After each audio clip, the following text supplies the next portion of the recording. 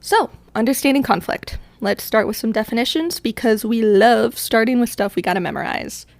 Conflict is defined in this textbook as an interactive process occurring when conscious beings, individuals, or groups have opposing or incompatible actions, beliefs, goals, etc. Conflict is interactive and inherently communicative. And this is different to a disagreement or an argument. Unless it escalates, obviously. Okay, maybe not that far. There are two perspectives about the existence of conflict, and that is disruption versus normalcy.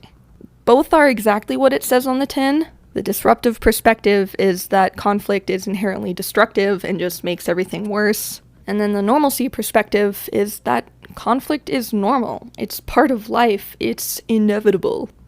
And it's one of the foundational building blocks of interpersonal relationships.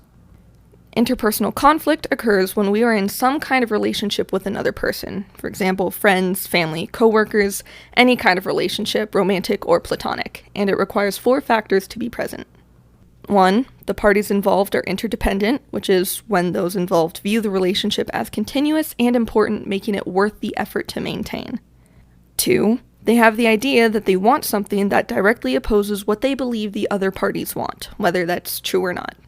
3, the perceived incompatibility has the potential to negatively affect the relationship. And 4, there is a sense of urgency to resolve the difference. Bottom line, conflict isn't inherently good or bad. It can be if things go too far either way. However, when handled maturely and healthily, overcoming conflict really does nothing but make your relationship stronger.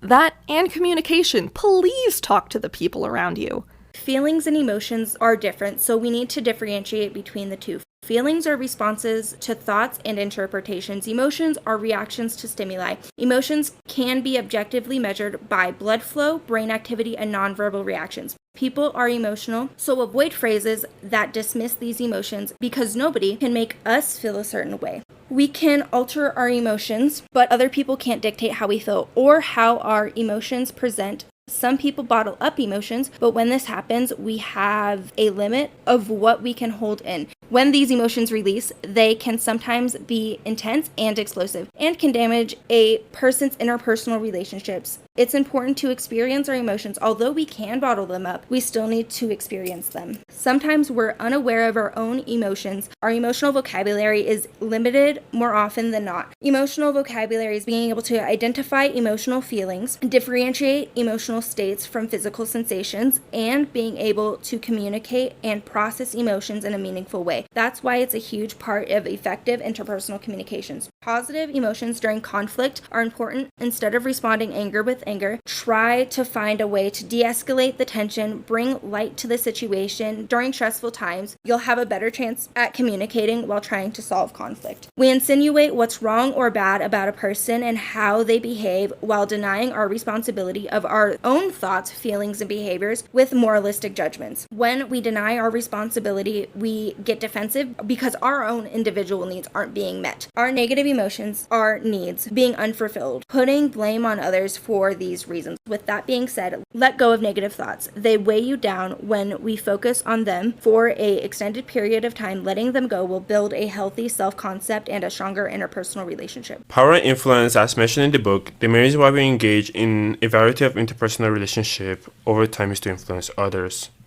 Influence can be defined as the act of a person or group of people that alters another person's thinking, feelings/behavior through accidental, expressive, and rhetorical communication. In the Oxford Dictionary, it is defined as an effect on the way of someone behaves or thinks.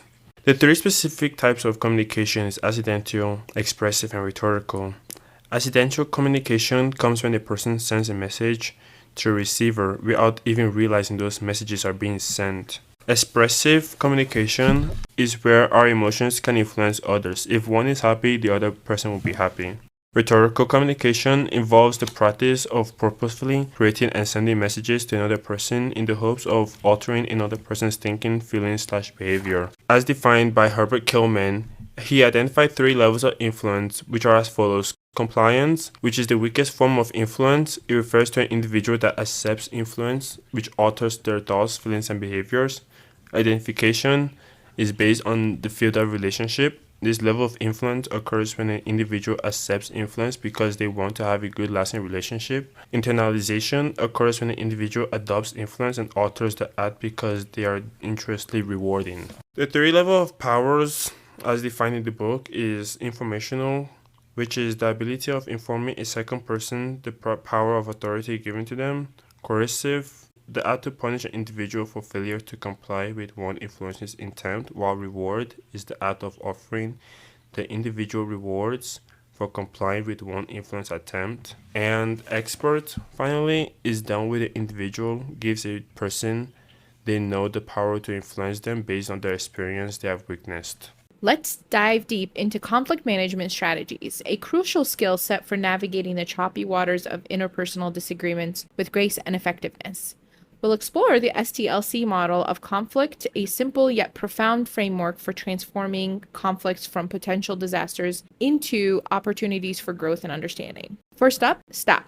It sounds simple, doesn't it? But in the heat of the moment, stopping is a powerful act of self-control. It's about taking a breath, stepping back, and preventing our primal instincts from hijacking the situation. Next, we think. This is where we engage our rational minds to assess the situation calmly. What's really at the heart of this conflict? What outcomes are we seeking? Then we listen. True listening involves more than just hearing words. It's about understanding the emotions and needs behind them. And finally, communicate. Effective communication is the bridge from conflict to resolution. It's about expressing your thoughts and feelings clearly, respectfully, and assertively without blame or judgment. One key thing the book highlights is incorporating mindfulness into these steps, which enriches the process, encouraging us to remain present, focused, and intentional throughout. Whether it's a minor disagreement or a major dispute, approaching conflict with mindfulness can lead to more compassionate, understanding, and ultimately productive outcomes. For example, before entering a negotiation, set an intention to stay present and open. During the discussion, focus on the current moment, resisting the urge to bring up past grievances. After, reflect on the interaction with kindness towards yourself and others, recognizing the progress made and lessons learned. Overall, when applying conflict management strategies, remember that conflict, while inevitable, doesn't have to be a roadblock. With the right tools, stop, think, listen, and communicate, we can navigate these challenges, transforming them into opportunities for growth, learning, and deeper connection. Now let's unlock the power of play and explore how strategies from the world of gaming and Reality is Broken can revolutionize our approach to conflict in real life. Reality is Broken shows us that the universe of games, collaboration is key. Collaborative play doesn't just make games more fun, it teaches us valuable lessons about working together in harmony. Take, for example, co-op games deliver all the emotional rewards of a good game while helping others avoid activating a negative response that come from collaborative play. It's about building bridges, not walls. Every multiplayer game begins with an agreement to play this to play by the same rules and value the same goal. This shared commitment lays the groundwork for overcoming conflict, not just in games, but our lives too. This mirrors what we learn about conflict in relationships. Just as the gamers seek mutual regard out of respect for each other, successful conflict management in our interactions hinges on mutual respect and finding common ground. Consider the word compete. The book tells us it's derived from a Latin verb which I can't pronounce, which means to come together and strive together. This isn't just a gaming principle, it's a life lesson on approaching disagreements and as opportunities to collaborate and grow stronger together.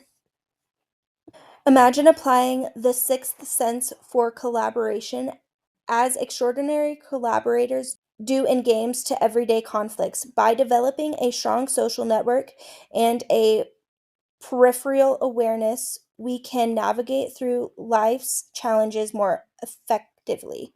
So let's channel collaborative spirit of gaming into our lives, whether facing a digital enemy or a real life disagreement. The principles from Reality is Broken can guide us towards resolution, respect, and a stronger sense of community. Today, we've journeyed through understanding the nuanced nature of conflict in relationships, delving into the emotional and psychological foundation that guide our reactions and interactions. By embracing the STLC model, we equip ourselves with a compass to guide us through turbulent waters, ensuring that we emerge not just unscathed, but enriched by the experience. As we close this chapter, remember that the true measure of our relationship isn't found in the absence of conflict, but in our capacity to address it constructively. Let us move forward with the knowledge that in every conflict lies the seed of understanding. Thanks for watching.